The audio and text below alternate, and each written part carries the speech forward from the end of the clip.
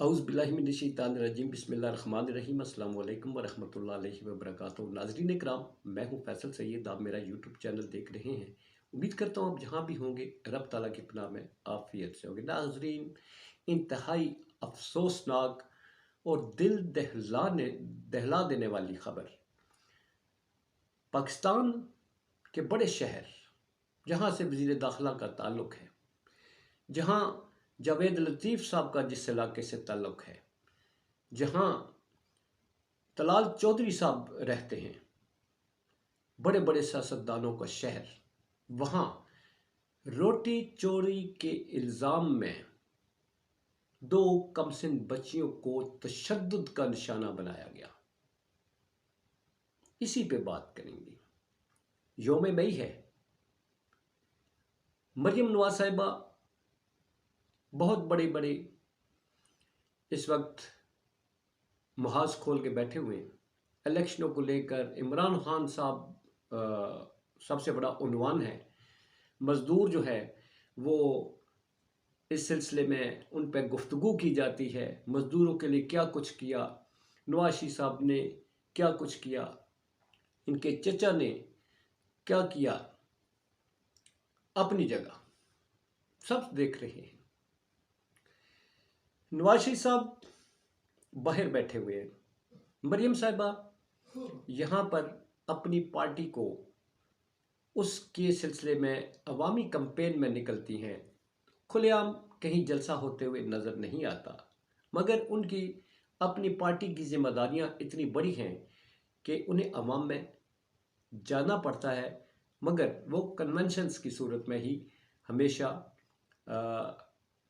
خطاب کرتی ہیں۔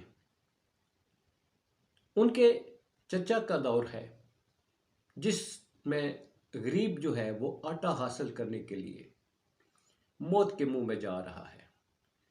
انتہائی معیار سے گرا ہوا آٹا وہ غریب کو دیا جا رہا ہے، اور اس دینے کے دوران 20 افراد جو ہے وہ جان سے چلے جاتے ہیں۔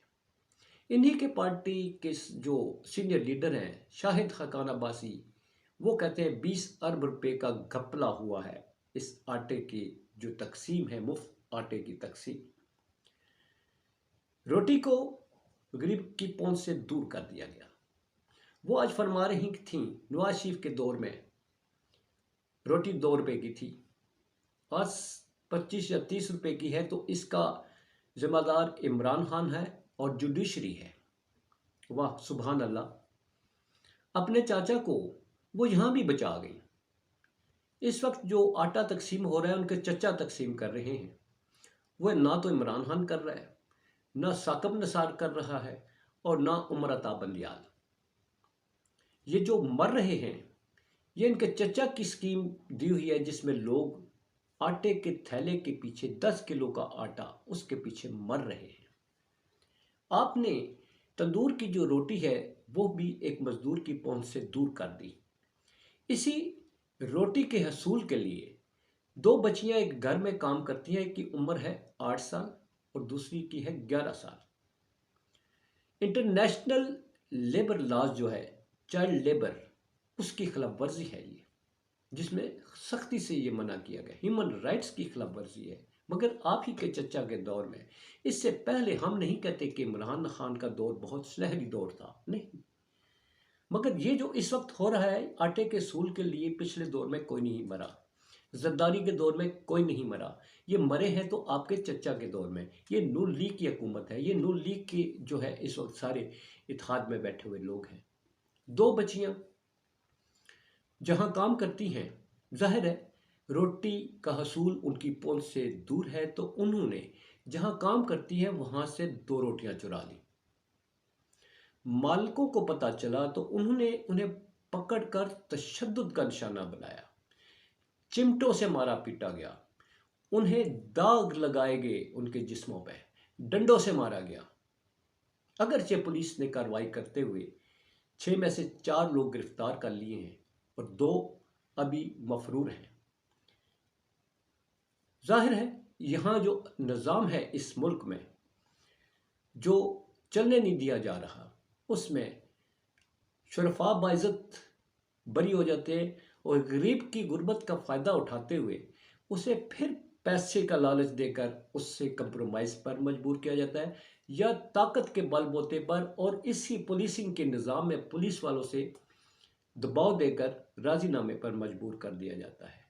क्या मरियम साहिबा इन दो बच्चियों की चोरी के इल्ज़ाम में जो दो रोटियां चोरी की हैं इसका जवाब देंगी?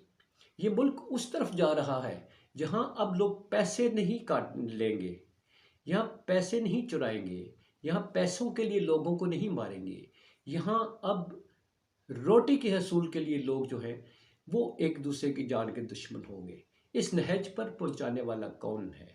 ये 1 साल की मुद्दत में ये है परफॉर्मेंस जिसमें रोटियां चोरी करने के इल्ज़ाम में बच्चों को तशद्दुद का निशाना बनाया जाता है। गरीब वालदैन अपने पेट पालने के लिए छोटे बच्चों को लोगों के घरों में काम करने के लिए भेजते हैं और वहाँ आज का वाक़या मेरा ख्याल है कि वैसे तो आप हर दौर में रिज़ाइन करने का मुतालबा करते हैं कि इसका मुतल्लिका वज़ीर रिज़ाइन करे, तो वज़ीर खुराक जो है वो कौन है?